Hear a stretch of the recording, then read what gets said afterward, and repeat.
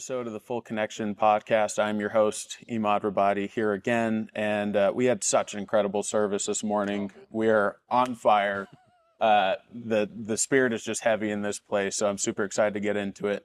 My guest today is someone super special to me. I don't even know where to start, but plays a huge role in my testimony, a huge role in my relationship with the Lord today.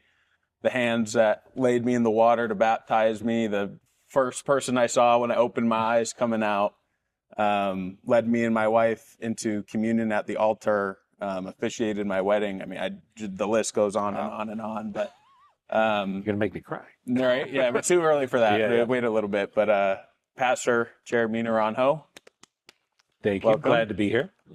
Thank you for being here. I'm super excited to have you. I've been wanting to get you on for forever. I just haven't been able to put it together. No, I appreciate it, man. I appreciate you as well. You and Lindsay are just a real blessing, encouragement to me. Every time I hear your story, I'm always just encouraged by it too. Thank you. I appreciate it. Well, tell us a little bit about you, who you are, where you grew up, what do you do? Yeah. I grew up in a tiny town in Western Kentucky, only about 2,000 people. But I grew up in a family that loved God, really even on my mom's side, especially for a few generations back, have been believers. My dad came over to the United States from Cuba right when Castro was taking over. He was a boy, but they came over, ended up meeting my mom. And then I grew up in church, so we were there all the time. You know, if we weren't at school, most of the time we were probably at church or something. And I loved it and I enjoyed it. But I do remember like people often who grow up in church, you do have to come to a point where do I believe this myself? Yeah. And I have always been, even as a little kid, very analytical and almost skeptical. So even with God and faith, I mean, there's part of me that was like, well, this is what everyone else believes. I kind of want to, but I remember even as a kid, I want to know, is this real? And it's like, I don't want to just, is this what everyone believes because we're supposed to? And God did so many things throughout my life to really solidify and let me know that he was real, not because I had great faith, but it was really the opposite, because I needed help. And he did some things that were very overt for me just to kind of show himself and reveal his presence to me. So, wow, I've been blown away by it. Even since I was a little kid, I remember the first time I really felt like there was something real it was just a simple thing. I had a stomach ache or something. I wasn't feeling well. They had a prayer time at the end of service, and my mom was like, do you want to go get prayed for? I was like, I don't know. So I did. And it's like, it went away. And I remember that was the first time I was kind of like, man, that just seemed too coincidental. That felt real. Huh. And so it was a process after that of me wrestling with even my own over analytical brain to really come to a point where it's I can believe in God. And I don't always share this part of coming to know Christ because it's, in all reality, it sounds a little weird. But I literally remember as a kid, you would respond to like every altar call. And it's like, oh, I want to go forward. But I remember it'd say, well, how do I know when it's real and what it means? And I remember sitting in church one night for whatever reason, and I think someone was singing during worship. And I just kind of was off to myself in the back, just kind of sitting in the pew praying. And I remember telling God, I'm tired of guessing, and I'm just going to choose to believe in you. And I want to be done. And I want to know that I'm committed to you. Whether I get a huge sign or not, I'm just going to believe in you. And the amazing thing was the moment I told God, I'm going to choose you whether with or without a sign, was the moment he gave me a sign. And I remember looking at the back wall. So there was a screen like this, and they're projecting the words to the song. And it was almost like if you've ever seen a double image of a photograph where one kind of like you're starting to fade into a separate picture, you know? Yeah.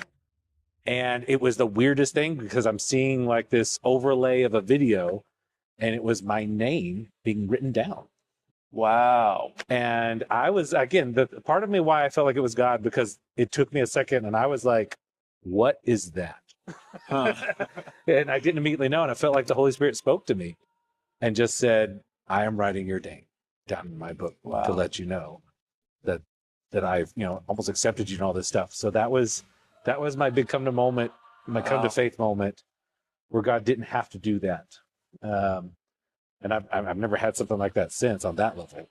Wow. But so many things. I've grown up. I originally, though, I was going to be an electrical engineer when I was younger, and I wanted to make all kinds of money and build things.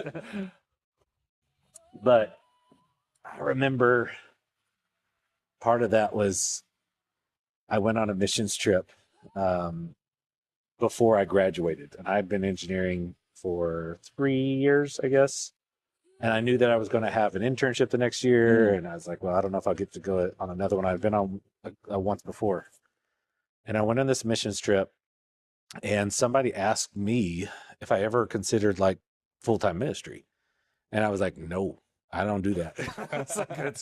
I love God and I want to serve him, but I have my plan. I know what I'm doing. And it was the weirdest thing because that day I couldn't shake it. And I don't know why. I just kept thinking about it. And before, we were on this team and we were going to be doing like kids ministry and like some kids programs and sharing the gospel with little kids. And they had us go to this one building they use for prayer. And our whole team was supposed to be praying, and it was in El Salvador. And so we're on this kind of rooftop just praying. And I am sitting there in the corner, again, just saying, God, I am not good with subtleties here. And I don't know what to do, but I can't shake this. But I don't want to just feel my way through this. If you are wanting to do this, if you are really wanting me to do ministry full time, I will do it, but I need you to be direct. Yeah. I need some sign again, which was just his faith and his mercy. Yeah. And I started listing it. I was like, well, I need something in the sky. I need you to speak to the missionary. I need you to do something. And literally, no one else knows what I'm praying. Literally, after I say that, one of the missionaries that was working with our team, he stands up and he says, guys, I am sorry. I know we're all praying, but I feel like God spoke to me, and somebody here is being called to full-time ministry, and you need to say yes. Wow. And so, yeah, that's how I like, wow. My heart inside just dropped. And I was like, I can't believe I didn't know what to do. I was almost like in shock. And I was like, but I have to respond. I basically called God out and said, if you want to do this. And so he did. Wow. And so I remember walking to the middle. I'm just bawling. But I tell people at the time, it was one of the hardest decisions for me to make. I'm sure. Because I had my plans, my life, what I was going to do. But it was one of the best decisions I've ever made in my life. Yeah, absolutely. Even when it's been hard, to know that God asked me to serve him in that capacity, even though I didn't deserve it. 100%. And more qualified people. But he asked me. Yeah. And so it's kind of like, how could I not say yes? Yeah. After all he's done for me. And then it's been a whirlwind of like, I dropped out of engineering school, went to Bible college. Because I went to Bible college that year, it was the same year my wife went. So that's how we met and got married. And then series of events ended up here in Arizona to plant Summit Church. Wow. 11 years ago now. That's incredible. Yeah. And you met someone in Israel or something like that had you come out here. Is that do you want to jump into that a little bit? Yeah, I can do that. So my wife and I had been a youth pastor for 4.5 years or so in the Kansas City area, and felt like God had kind of said, hey, you're going to step into a new season. And so I didn't quite know what. Ended up filling in as a interim temporary pastor at the church I grew up in, but trying to figure out what was the next step. And every door I tried to open, just for one reason or another, got slammed in our face. Crazy. And during that season, it was very humbling. I mean, I was grateful that things worked out, but I had to move back in with my parents. I turned 30 and I was living in my bedroom. I had a 1-year-old daughter. and I had no like direction. Mm. And so it was definitely a learning season of trusting God again. And I had, again, I don't know who these people are, randomly asked me questions. Somebody had said, would you ever consider planting a church? We'd actually tried to like, apply to be a pastor of an established church. And it was one of those things again where I was like, man, that's a whole nother level. And that's kind of crazy and it's not easy. But I kind of wanted to say, God, if you want me to do this, I'll do it. But here's my list. And I kind of had like a few questions that I said, if you'll answer these, God, I'll do it. And I literally gave it to him and I said, if you'll tell me where you want me to plant a church, because I'm not tied to any particular place, but Yeah. I don't know where to go. I don't know how to plant a church. I've never been a part of one. I haven't even the first clue. And I don't know what I will do for income while the church is getting started. I've worked for my dad and I've worked for the church. So if you'll answer those, I'll do it. So it was during that season. It was also kind of random. My wife and I were talking one night kind of about like bucket list items. And one of them was like, well, I would absolutely love to go to Israel one day. And I assumed it would be like in retirement years. Yeah. My wife decided, well, if we really believe this, we should look it up and see if there's options. So she found a trip that was being led by a group in the Assemblies of God, and it was specifically designed for ministers. Like how it was, the subtitle was like how the Holy Land affects your preaching. And I was like, well, that would be the trip I'd love to go. And so it ended up working out where my parents watched my daughter, and we saved up the money and went on that trip. And while we were there, I remember praying about our next step and just feeling like God was not doing anything. Yeah. It's so funny because there was a group of pastors from Arizona who were on that same trip, like 5 feet from when I was sitting there praying out in Israel at one point. And after that trip, a few weeks later, I got an email from one of those gentlemen. His name was Lee Metcalf. And he said, hey, I've been praying and we have this place called Anthem that we would love to have a church established there. It's a growing area, but we don't have anybody to do it. We would be willing to put you through some training and give you some direction on how to plant it. We'll cover that. And we have a job that we could offer you directing what they had as a school of ministry, training people who wanted to be in ministry. Mm. And we think you could direct it, which again, they barely knew me, but somehow decided to do that. And so that would be your job while the church is getting started. Wow. And I literally just told my wife, I told Katie, he answered all 3 questions and he didn't even know it. But God, one by one, put everything in order. So we flew out here and just prayed about it and said, this is where God is leading us. I don't know what else to do. And That's good. that was 11 years ago now. That's incredible. That's incredible. Yeah. Now, this is your episode, but I'm going to talk about Lee Metcalf on this because I think that story is so crazy. Oh, and yeah. Lee Metcalf came up here and he preached the other week and he A few told a weeks little ago, bit yeah. of a story. Yeah. So Lee, of all people, we live in Anthem, similar, close to Anthem.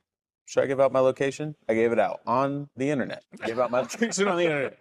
We live near Anthem, and we had moved here in like 2011, and we had these neighbors, like never really met them before. My mom is like super friendly with people. I'm like, I was a kid, so Yeah. like I had no business meeting my adult neighbors or whatever. But Lee Metcalf was our neighbor. Yeah. Like his backyard was up to our backyard. There's like 3 houses around or whatever. Yeah. Yeah.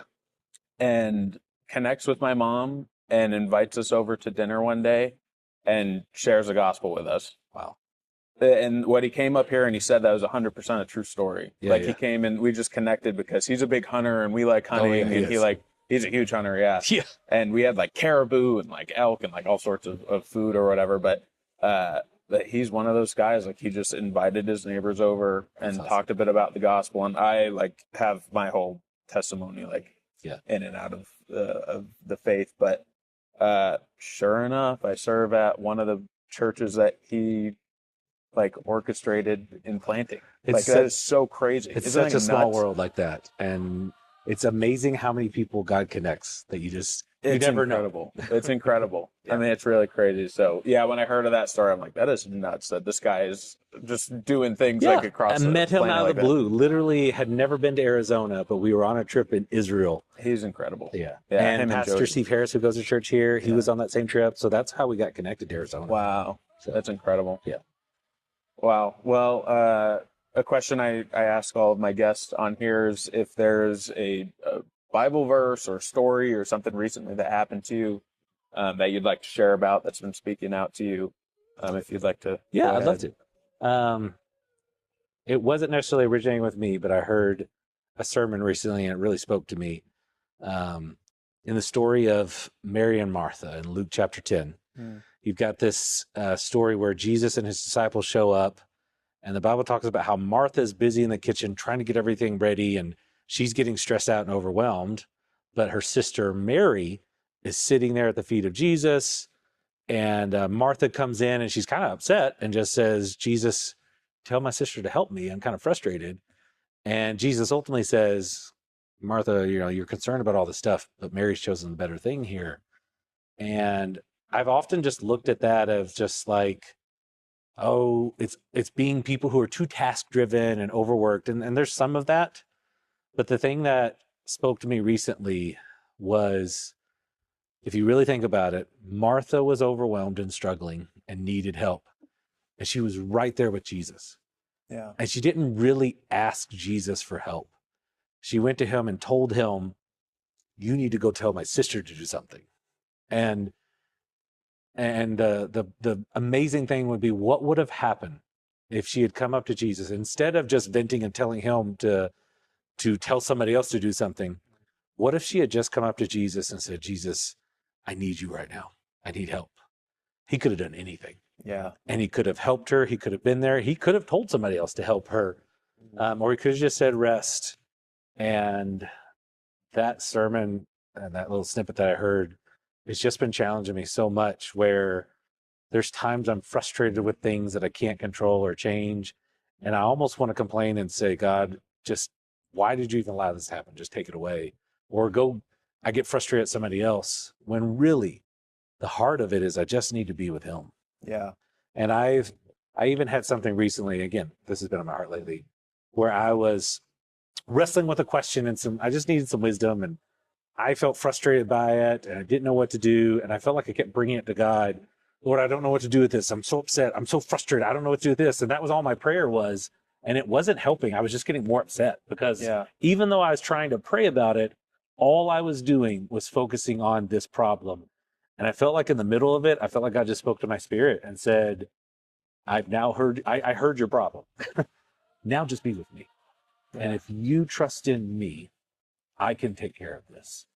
But you're so focused on this and you're so worried and you're so consumed with trying to do it on your own, that you're just kind of making it worse almost. Yeah. So right now, I will be enough for you, and I can take care of this and I can take care of you because I love you that much. And it's just kind of this, it's simple truth.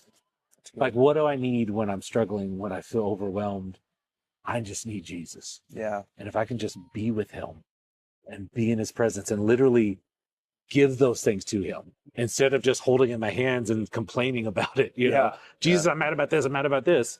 Say, okay, I give it to you. Man, how much does that change our whole lives? Yeah. And so he's been challenging me on that lately. That's good. So I went back and I read through that story in Luke chapter 10 to come up with some questions for you. And I had a little bit of a different take on it. Yeah. But I am And there's several things you can take from it. Oh, absolutely. So that's part of the power of Scripture. Absolutely. But I'm interested to ask you this question in particular, with you being a pastor, doing the Lord's work. So Mary is in the kitchen trying to serve Jesus, like to the best of her extent. And to her, serving Jesus kind of looks like making the food or preparing the dinner so he could sit down, so she could be a good host to him. And he ultimately tells her, like, slow it down, like, calm down, like, just be here with me. Do you, as a pastor, ever find yourself like prioritizing, like, trying to serve, even if it is good, like, even trying to do a good thing, trying to serve, to a point where you kind of like miss it, not miss it, but do you know Oh what I yeah, mean? I absolutely have. Mm, One of the things that I feel like, I'm sure it can happen to other people, but in particular with ministry, is even little things like spending time in the Bible and just, again, your mhm. devotions or praying. It is so intertwined with what you do for a living. It's very careful, or you have to be very careful not to make it a job. So Yeah, I can make my time in the Bible more about preparing my next sermon than I am, again, just being sure, with Jesus. And so sure. I've done that so many times where I'm focused on the task of like, okay, I'm reading this Bible. Oh, this verse would be good. I should write that down. I got to think about this, and we got this group study Mm, coming up. And again, those aren't wrong, but if I'm not careful, I'm still making it a job and a task yeah, more so than a relationship. And you can do that with anything. I can treat my wife like a job and say, "Oh, sure. these are the chores you want me to do. I knock them off. Hurry up, I'm done. Now I can do what I want to do." Or I can just really love and enjoy being with her. So easy to do the same thing with God, Yeah, especially when there's a part of it that's your job. I yeah, love what I get to do, but I have to be careful not to lose sight of why I'm doing it, and be intentional about that. I have to make myself separate at times and say, I'm reading my Bible right now, not for work. yeah, I'm doing it just for me and the Lord. yeah, And then other times I'm reading it because I'm working on a sermon, and I still love that, and God still speaks to me through that. But it's just a little bit that I have to be intentional about being different, or else I become a Martha and I can get frustrated because I'm more focused on my tasks. yeah. Wow. Um, this wasn't one of my questions, but now I'm just going to ask you, like, kind of just I'll allow it. rolling through. I'll allow it. I will allow it. Do you find a lot of, like, when you see God move in your life, like today, actually? So we had one of the people in the congregation essentially get a word from God today and just blurt it out, like, Mm-hmm. in the middle of worship, and it was incredible. Like, it was really awesome. And that's maybe like one example of a very large, like, seeing God move. But do you see God move more in, like, your personal life when you're like trying to be diligent about spending time with Him, like, outside of work, or do you see God move a lot, like, when you're here, like, Hmm. doing work? Yeah, it can be both. Mm, It really just depends. I think, again, there are some practical things you can do, but at the same time, I don't get to control it. Um, sure. and I think I felt like God's continued to teach me that at some points because uh, when I was when I was younger, there was a season when in my home church, again a small church, I was leading worship because there was no one else to lead worship, Mm, and I had learned how to play the piano. And so, like, well, you're leading worship now. And I remember there were moments where, like, oh, we sang this one song and it was so powerful and God moved. And you kind of got to thinking, if I sing that song again, it's going to be so powerful and God's going to yeah. move. And sometimes it wasn't, sometimes it Just wasn't. lands flat. Yeah. Yeah, it literally be like, why was this one so dead and the last one wasn't? And I can't always say, but I feel like it's sometimes a reminder from God that it's not me manipulating or controlling him. Sure. That's what magic is, trying to control the supernatural by your own ability. Yeah. But God is supernatural, not magical. It's Him being powerful and working in our lives. And there's things you can do to kind of like almost set the atmosphere and watch Him move, but I can't control when He does a miracle or when He speaks or shows up. I can be open and ready and even listening to Him. Yeah. I mean, again, the fact that He even speaks to us at all is amazing. Yeah. Um, And I think he's often speaking more than we realize. I'm just not always listening. 100%. And so it's been this back and forth mix. Sometimes when I think I knew what I needed to, there's sometimes when really I didn't need the big public scene. I just needed him to be with me in private. And other times I needed him to show up on a public setting for my benefit and for others. So it's really, to me, yeah, I can do my best to say, hey, I want to be available and be listening and following him. but when and how, it just depends. And it's because he's in control Yeah. 100%. and he knows what you need and when you need it. That's good. But again, I have seen him do that. Um, I mean, like I remember some personal times where there was one time when I was in college, I literally asked God, um, again, I share these stories and I'm like, man, God did so many random I things know. when I don't know why. I had a time where I asked God to speak to me and I was sincere in it. I wasn't trying to manipulate him, but I was struggling. And I said, I was at a prayer meeting and just several people spread out in the sanctuary praying. And I said, God, I'm struggling with some things right now. I just need to hear from you somehow. And I, again, expected him just to kind of be through maybe a song or a gentle kind of like I feel him in my spirit. But it's like, I need to hear from you. Literally had a friend who was praying on the opposite side of the room walk over to me and said, I just felt this overwhelming sense from God that he wanted to speak to you. And he wants you to know he loves you so Wow. much. That's incredible. And that was all they said. It's like all I felt like God was saying is he just wants you to know how much he loves you. And I needed that in that moment. There's other times where I almost kind of want to make him work. Okay, God, do it now. And he's like, I'm not your genie to put on a show. Yeah. But when you need it, I feel like he finds a way if you're looking for him. Absolutely. Absolutely. Um, what kind of advice could you give someone who is thinking about or feels like maybe they have been called to ministry and they're on the fence about it, of if it was even real, like was it a real calling, and even on the fence of like, I definitely know my calling, but I was really wanting to do XYZ kind of thing. What kind of advice could you give for anyone wanting to maybe enter into this world? Um, I think part of it is you need some solid people around you to help you, who can speak life into you and help you see the things that you can't see. But I also remind you of something I was told early on.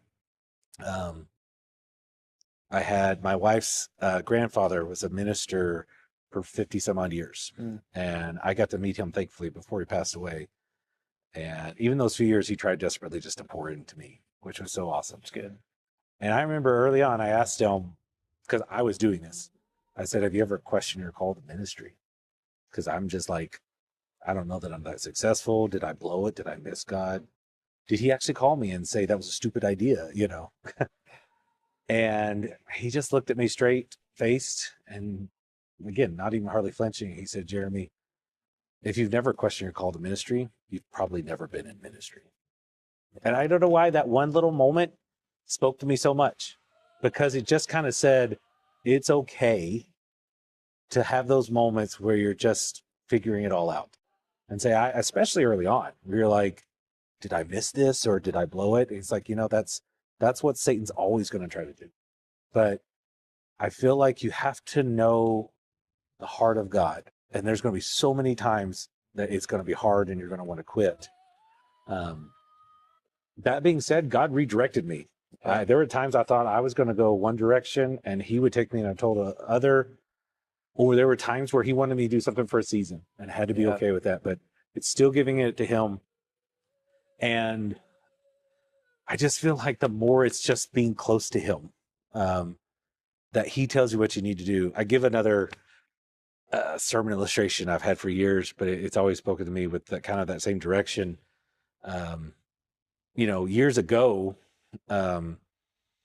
well, now again, when I'm looking for directions, I have my phone that just tells me where I'm going. And half the time I don't even know the roads, but the phone knows. The phone does. Uh-huh. So it's so easy. And I feel like sometimes that's what I want God to do, is to tell me every step. And I can look at that little thing and know exactly how long the trip's going to be, how many turns, and how the distance and the time, even the exact time I'm supposed to arrive. And I want God to do that for my life. And I feel like instead he says, put down the phone and I would like to sit in the car next to you. And if we just be together, I will sit there and tell you, hey, it's time to turn right now. And then I'm constantly looking to him saying, what do I do now? So I'll tell you in just a second. Just stay close to me, Well, right now, not yet. Now. And that's the personal relationship he wants. Absolutely. Not the, I've got all the map laid out, because that doesn't require faith and it doesn't require being close to him. But if if you're ever doubting or questioning that, to me, it is kind of saying, okay, step back from all the stuff and the duties and the tasks and just come back to being with him. And I really believe God has a way of speaking to you 100%. what you need to hear. And it could be turn left, it could be stop, it could be step back, or it could be keep pressing forward. But it's all about just taking the time to get close to him and hear what he has to say. Yeah, 100%. That's good. And I feel like that applies to more than, even just ministry, Yeah. of course, just like anything in life. I've recently been in a season of a lot of change. Yes. So hence why I don't post as much as I would really like to, even though I love the podcast, of course. But just recently, like this literally just happened. But I ended up closing out my previous career. So I'm not a business owner anymore, which was like a big change. And then took a financial hit. So I was sick. That was really nice.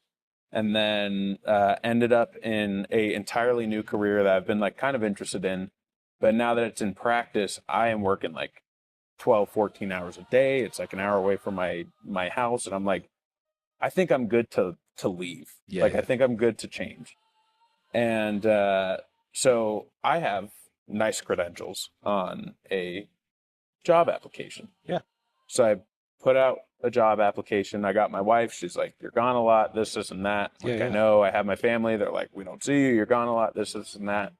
So I'll be honest. Like, I put a job application out there. I've applied to a few different places, and none of them have came back to me. And I'm like, it's okay. It's fine. Whatever. And I kind of felt like God telling me, like, I'm placing you here for somebody else. Like, this is for someone else. I'm like, well, yeah, it's for my wife. Like, because if it was up to me, I would not work 12 hours a day and be away from everybody. I'm doing it because I have family to provide for. It's like, no. Like, I'm putting you here for someone else. I'm like, what could it possibly be? So anyway, and I've done it twice now, but I hosted a big meeting with a bunch of the other people that I work with. It's called a mastermind, but essentially I kind of just, we learn from each other. Iron sharpens iron. Like, I asked some questions. But I asked them just the other week, I was like, why is your why? Like, why do you get up every day and come here? Which is kind of a big question. Yeah. And I work with a lot of people about my age, but to be real with you, like, I don't really hang out with them.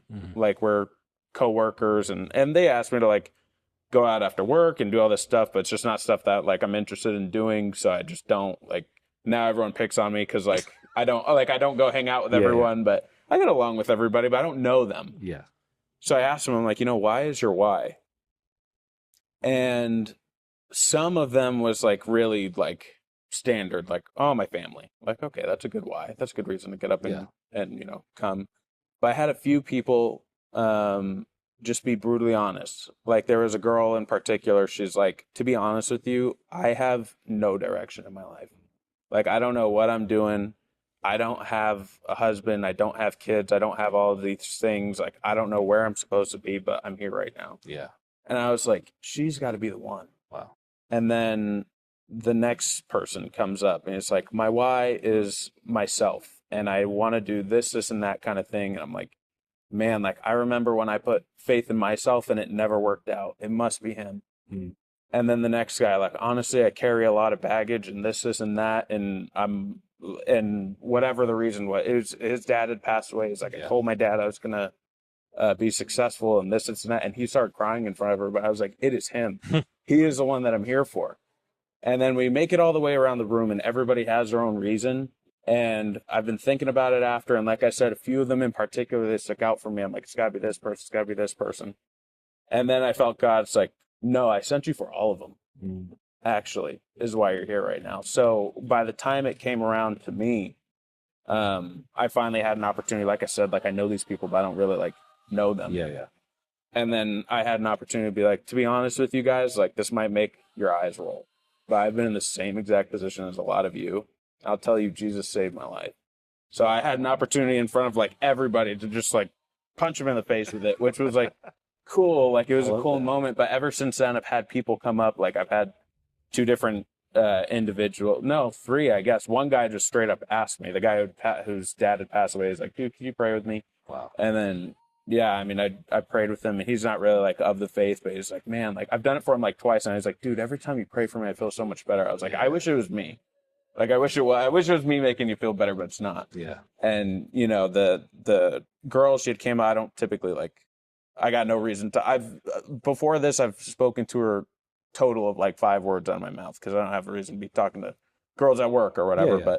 But yeah, she's came up to me and she's asking me questions and kind of just, it's so incredible. But yeah, so I'm like, yeah, I got to stick this out for a bit because I feel like there's something greater than me going on. And whenever it's my time to go, I will be out of there. Unfortunately, hopefully they don't see this and they're like, you know, they're going to say whatever they're going to say. Yeah. But it's true. But I think it would be encouraging them. Again, think about that for those 100%. people that God is orchestrating even parts of your life just because he cares about them. Absolutely. And he cares about you too, to use Absolutely. that. But your prayer is, God, I've had that too, where I felt like it was a season. And there's times I almost felt like it was a short season. Like, God, where do you want me? Right now? Right here. Yeah. And then maybe it was a few months later, he's like, okay, now it's time to move. Yeah. But I still needed you there, and that's still okay. Yeah. And there's a peace from that. There is. And it was also like a really strong reminder, like for me, as to like the new hope that I have now, because I look at all these people, I'm like, man, like that's so sad. One of them was extremely honest. I had asked about goals. I'm like, work goals and personal goals. I did not expect any crazy answers out of this, but I think everybody was like in the mood already of like being vulnerable with each other. So one kid is like, I am an alcoholic outside of work and I have to take depression pills every day. And I would really, really like to stop drinking. And I would really like to get off the pills at work in front of everyone. Brutally honest, like just as honest as possible. Kid younger than me too. You wouldn't believe it. Yeah. I mean, it's like this world's like we're just hopeless. Like we're literally hopeless without them. But that's what's good for you to see as well. Yeah, because you were there. Yeah, and then you can see the difference that I am not that person anymore. That's the new creation that God does. The new life. Where you're like, I used to be somebody different, but I'm not the hopeless person I used to be. And that's what, again, that should be what drives all of us as believers to say, I have experienced this. I want them to experience it too, because I remember that. And it's not necessarily like life is all easy, but oh my goodness, if you could just experience the hope that I have, 100%, it changes your life. 100%. So it all happens for a reason. I'm here for a season. Yeah. And if it's for the people around me, I mean, I'm willing to do it. So we'll see. That's so praying for you because it's important for your family and your wife and you. All that's important too. So. 100%. Yeah. So, and it's going to be good. Thank God. Like I found something I'm actually really good at. Yeah. So I feel like I've struggled to find something you're not good at because every time you pick up something, I was like, how did he become the expert at it? God's just good to me, to be honest with you. I tell everybody, they're like, you've never sold mortgage loans before? I was like, never sold. Like, I have no idea what I'm doing. And then I just won like a sales competition. I won like all this stuff. Yeah. They're like, you've never done this before. Like, well, you pick up, I feel like the most random skills. You'll be like, oh yeah, I was working on the truck and then I put this together and I built this thing and then I sold these things. It's like, you have such a wide variety. And when you really put your mind to it, I haven't found anything that you were just like, I can't do this. I appreciate it. So. Anything new going on in your world? What's new for Summit Church, for Mr. Pastor Jeremy Naranjo, the family? What's good? It's good stuff right now. I just feel like the church as a whole, there's some new things going on spiritually. It's hard to fully verbalize what all it is, and I don't even know. It's still early, and I briefly mentioned it this morning, but we've got a possible opportunity to partner with a Taiwanese couple to possibly do a ministry to the Taiwanese people, especially with this computer chip factory in the area. So that's kind of one of those new things we're working on. So I'm excited to see where that falls and what it will become. My kids are growing up so fast. My daughter just turned 15. So in 6 months, we'll be dealing with permits. Terrifying. I know. But it's good stuff. And I love seeing what God is doing in them and how they're growing. Oh, my goodness. As a woman and a man of God. Yeah. In their faith and just maturity in a whole. Yeah. And I love, too, that I'm still their parent, but you're already to the season now where there's times you can still be kind of a friend sometimes. Yeah. And again, I have to still keep that balance. But sometimes I just enjoy being with them. Yeah. it's not like when they're a kid and you still enjoy them, but you're really just making sure they don't hurt themselves. This one though, I just enjoy them. And the same thing with my wife. I think it's a good season right now. Doesn't mean there's not battles, but I just feel like there's some things that God's turning the corner on, and so I'm excited to see what the future holds. That's good. That's good. And your kids are incredible. I'm super excited for Caleb to come into youth. He's coming here soon. I know. So I'll get to know him. I'll get to know him better. But watching Audrey just over the last, I don't know, how long have we been doing this? 2 years, year and a half, something like that. She is just like blossomed exponentially. And I didn't realize how just incredibly outgoing she is. I got to see her school play with you guys. Yes. I got to see she comes up and she sings in worship, and I mean she's friends with everybody. So yeah, God's doing incredible things in her life, but through you guys as well. Like it's all God ultimately, but you guys have been incredible role models for your kids. So thanks, man. Yeah, they're great. But would you like to pray us out? I'd love to. Father God, thank you so much for all the things that you've done. What an honor it is just to share the testimonies of how you have been faithful, how you have spoken and guided. Even for my Lord right now, just praying for direction, thank you that you are showing him you have him here for a season, but I pray you just continue to lead him for the next steps.